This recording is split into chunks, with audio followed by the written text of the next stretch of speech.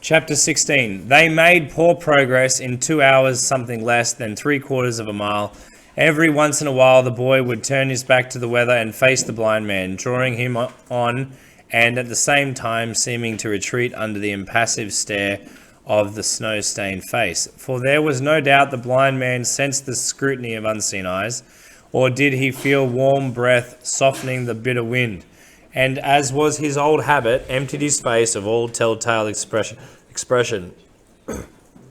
Then the boy would grunt and turn about to plod on into the scourging snow. Sometimes, when they passed among heavily bandaged trees, the wind would dislodge snow from the lower branches so that it thumped down, knocking the breath out of the two travellers and forcing them to halt for recovery. Then the blind man would once more ask his guide who he was and why he'd saved him and was leading him through his huge and bitter night. Perhaps he knew. It was hard to say. Very well then, speak. Anything at all, or are you dumb? A fine pair, we two. One with no tongue to tell what he sees, and the other with no eyes to see what's worth the telling. A humorous pair. Well then, if you won't speak, sing. But Smith uttered never a word. He was deeply frightened of the magistrate's mania for justice. He dreaded that the blind man would give him up at the first opportunity. So let him think it's a perishing angel what's leading him, thought Smith, and held his tongue. At 7 o'clock the snow began to abate, though the wind did not, and a great clearness and brilliancy settled upon the landscape, across which the boy and the blind man seemed to be the only moving things. The magistrate, having worn out his conversation, turned to singing and chanting, maybe in the hope that his silent guide would join in and betray himself. The Lord is my shepherd, I shall not want. You said it, thought Smith, plodding on. He maketh me to lie down in green pastures. You should see him, mouthed Smith with fierce irony. He blinked about him. The hills were white and the valleys were white, likewise the slopes between. The sky alone offered relief, being of velvety blackness, pricked out with some 15 or 20 frosty stars.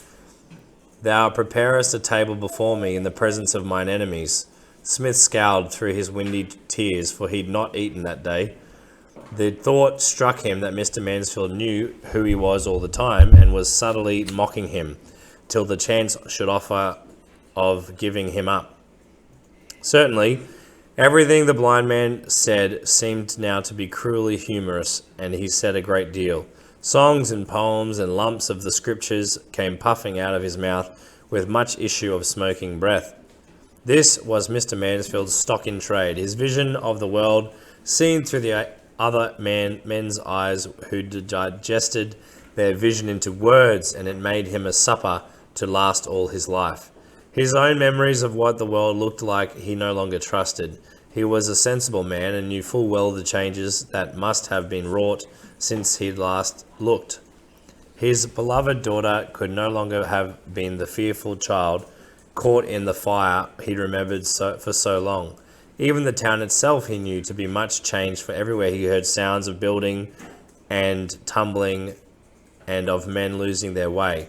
Even nature herself he suspected of aging, and the wind and the cold seemed crueler than he recalled. Maybe, even, they were breeding a new style of boy now. He smiled, or tried to, but his cheeks were partly frozen. The child Smith, for instance, he frowned as he recalled the powerful evidence against him. No. Whatever else might alter, justice remained fixed, like God himself. Justice, the last refuge of a blind man. Suddenly, he felt the grip on his wrist disappear. Frightened, he stopped, turning his face this way and that in the lonely wind. Had he been left? Oh, gosh. Why? Smith, beaten breathless by the weather, with a lock of his black hair, his hat was in Mr. Bob's, frozen solid, so as it banged against his forehead like a door knocker, was suddenly attacked by a common sense. The old mole in the hole was not changed. Stern and cold was his face, colder even than the snow that spotted it. Smith was not leading him, he was leading Smith back into the horrible house of bondage. 1,000 windy voices shouted in his ears. bidding him leave the old justice and be gone. The world was a freezing, lonely place. No one would give Smith quarter in it. But not his sisters, not his treacherous friend, and least of all the stern-faced magistrate. Not even the howling weather. Further and further off backed Smith, amazed by his own madness in coming thus far. He stared at the stark, menacing form of the blind man with his stony heart. Take, take, take, and never give naught in return. I'm done with you. And then, as Smith watched the blind man raise his hands, he turned about, tried to take a step, stumbled, recovered himself, and cried out, Am I alone? Am I alone? His face, though much limited in expression by his shrouded eyes, was suddenly and deeply wretched. A desolate face bespeaking a starved soul.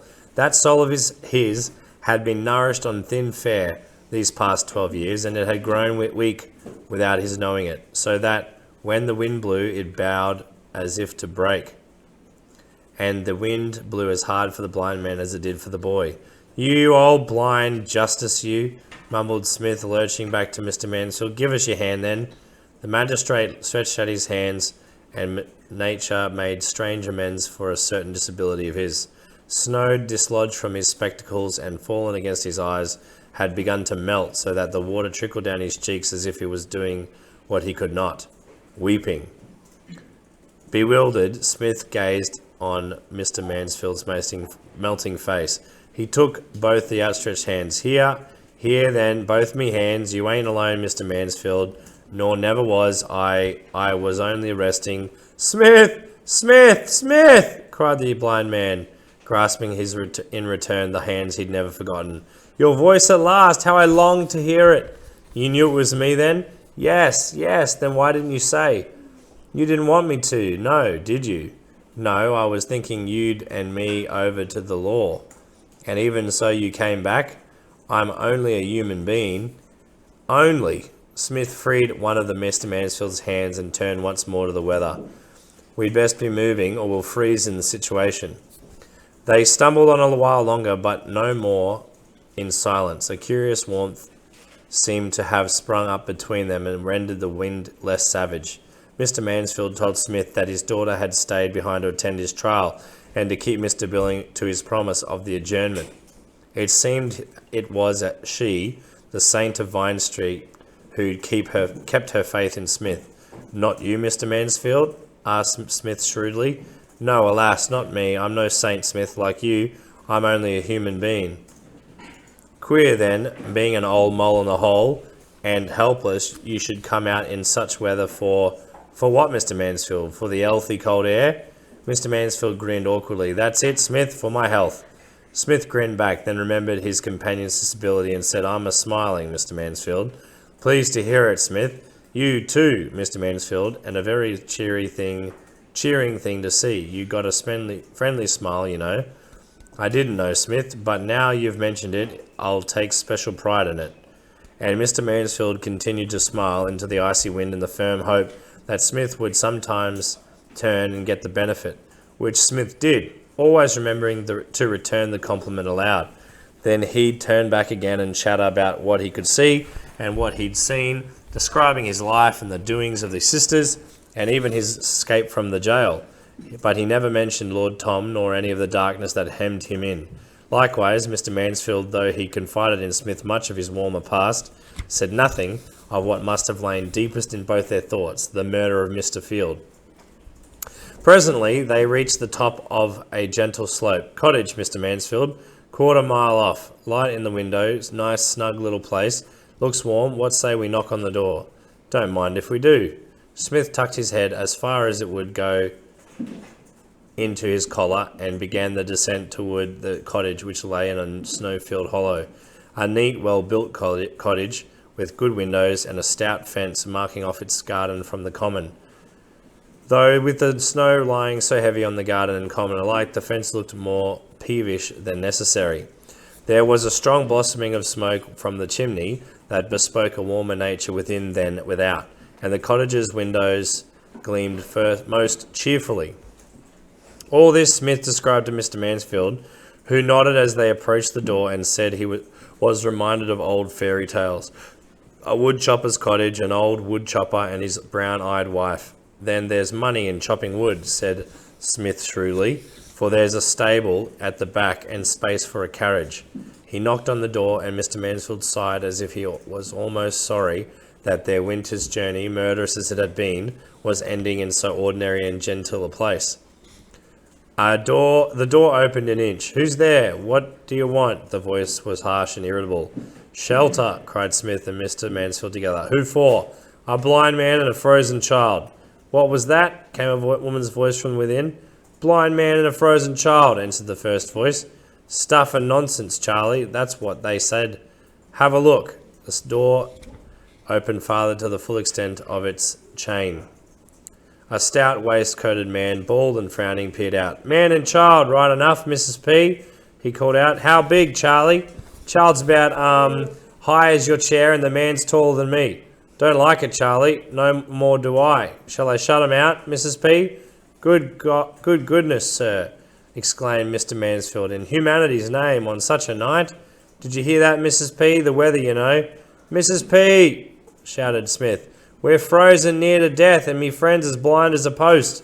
"Charlie, see if he's blind," came Mrs. P's complaining voice. Obligingly, Mr. Mansfield took off his spectacles and presented his face. "Nasty," said Charlie. "Blind, all right. Then let him in, Charlie," cried Mrs. P. "Keeping a blind man and a frozen child on your doorstep. Ain't you got no humanity, sir? Or, oh, you're a weak vessel, Charlie Parkin." Thereupon the chain was unfastened, the door opened wide, and Smith and Mr. Mansfield be welcomed directly into the parlour. "Hats, coats, boots," shouted Mrs. P. "Quick, Charlie, into the kitchen with 'em before we're drowned out again." "Least said, soonest mended," said Charlie, collected up those snowy articles which were already dripping fast in the great heat of the parlour. He bustled out, and Mrs. P. and a very small woman with sharp features and a blue cap fixed Smith and Mr. Mansfield on either side of the neat fire. Indeed, everything about the parlour was neat. The cloth upon the table was neatly embroidered with neat little flowers. The plates upon that cloth were neat, and even the crumbs remaining on those plates had been neatly arranged, like soldiers drawn up for review. "A very neat home," said Miss Smith to Mr. Mansfield. "You poor thing," said Mrs. P., busy by the sideboard with glasses and some warming spirits. "Lost your ways in the common, I suppose." "Our coach was held up, ma'am," said Mr. Mansfield. "Highwaymen." "Charlie," shouted Mrs. P., "they was held up. Highwaymen." Instantly, Charlie reappeared with a pistol in his hand. His eyes were fiery. "Highwaymen? Where?" No, they, she nodded to Smith and Mr. Mansfield, was held up by highwaymen. "Victims, Charlie, and come to us for secure." "Oh," said Charlie, putting on up his weapon. "Them damned high tobies. Fetch the book, Charlie." Charlie nodded, vanished back into the kitchen, and reappeared with spectacles and a large ledger. "Ink and fresh pen, Charlie. They were got from the sideboard." "Brown paper, Charlie." This was to spread on the tablecloth to protect it from the consequences of Charlie's writings. "Now, Charlie, off you go." Wonderingly, Smith watched and Mr. Mansfield listened to these preparations. "Blind man and boy," said Mrs. P., and Charlie repeated it and slowly, with much help from the fumbling tongue, wrote it in the book. "Held up? Where was you held up?" "On the common, ma'am." "On the common, Charlie." "On the common, Mrs. P. 2 M's and 1 N. Robbed?" "No, ma'am. Not robbed, Charlie." Charlie wrote, and Mrs. P. sighed at her husband's slowness. "A slow vessel, Mr. Parkin." "Injured?" "Our coachman was murdered, I believe," said Mr. Mansfield bleakly. "Coachman murdered, Charlie?" Charlie looked up and exchanged a long, deep stare with Mrs. P. Then he shook his head. "Them damned high tobies." Now Mrs. P. came over with 2 glasses of spirits. 2 measures of brandy, Charlie," she called out as she offered them. 2 measures of brandy, wrote Charlie. "And 2 suppers to follow, Mrs. P." "2 suppers, Charlie, and 2 seats by the fire for the night." She turned to her guests.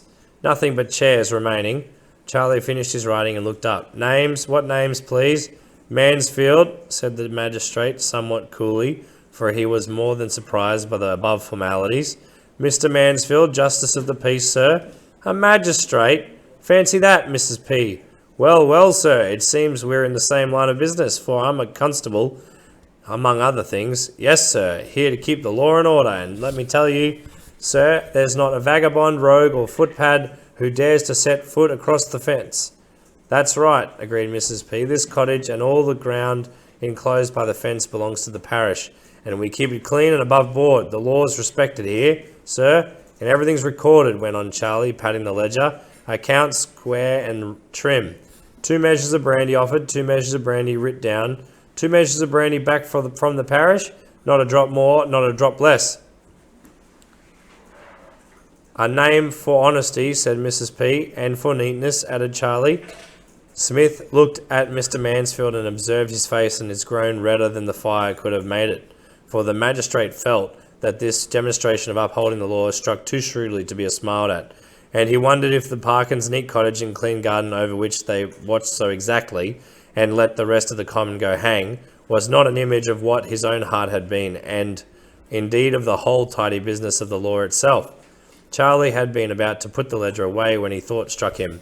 Lad's name, sir? Servant of yours? Friend, said Mr. Mansfield vigorously. A friend. Name? Said Miss Charlie, his pen poised like a sword. Jones, lied Mr. Mansfield blandly. Smith, this escaped and no doubt hunted jailbird, regarded the purged magistrate with the warmest affection and surprise. Jones wrote down Mr. Charlie, sanded the ink, and shut the ledger. He looked to Mrs. P. Shall we show why we got no bed to spare, Mrs. P? Parish business, Charlie, you ain't got the right. But he's a justice, Mrs. P, unconcerned, I fancy. You're a sentimental vessel, Charlie Parkin, dangerous for one with your responsibilities. Just this once, Mrs. P, and he's blind. Very well, Charlie, as he's blind then. Whereupon the sentimental constable chuckled and reopened the ledger which he carried to Mr. Mansfield's side. There was someone before you, sir, indeed. We took him in. Generous, sir, generous. He was bleeding. Who was he? Your coachman, sir. Yes, indeed. We've secured him and nourished him and put him to bed. Thank goodness, cried Mr. Mansfield, deeply moved. Here it is, went on Charlie, proud to have been of service to humanity, the parish and justice of the peace, and forthwith he read out the coachman's name, wound, wear sustained, quantity of bandage applied, sustenance consumed, and quality of lodging, together with the care of the horses and the use of the coach house, all of which was chargeable to the parish, as was the meagre warmth from the Charlie Parkin's respectable heart. Then the ledger was put away, and Mrs. P. busied herself with fetching hot suppers for her guests, while her husband talked and talked of how he kept his garden clear, and expressed the hope that Mr. Mansfield would bring his vigilance to the ears of all his legal friends in town. At about 10 o'clock, the Parkins went to bed, after assuring Mr. Mansfield that his coachman was not badly hurt and was sleeping peacefully, and left their guests to doze and brood in their chairs beside the banked-up fire. It's been a long day, murmured Mr. Mansfield. A long day, agreed Smith. A lifetime long. Smith said nothing, but fancied he understood. Slowly Mr. Mansfield's head sank down on his chest, and his fine, strong face glowed in the firelight. Smith stared at him profoundly. Dreamily, he wondered what sort of man the magistrate had been before he lost his sight. Smith! Mr. Mansfield was still awake. He'd taken off his spectacles and was staring to where he supposed Smith to be. His eyes were in a tragically ruinous state, but he was smiling. He fumbled inside his waistcoat. Here, Smith, isn't this something you wanted? Take it then, read it out loud, I beg of you. He was offering Smith the document.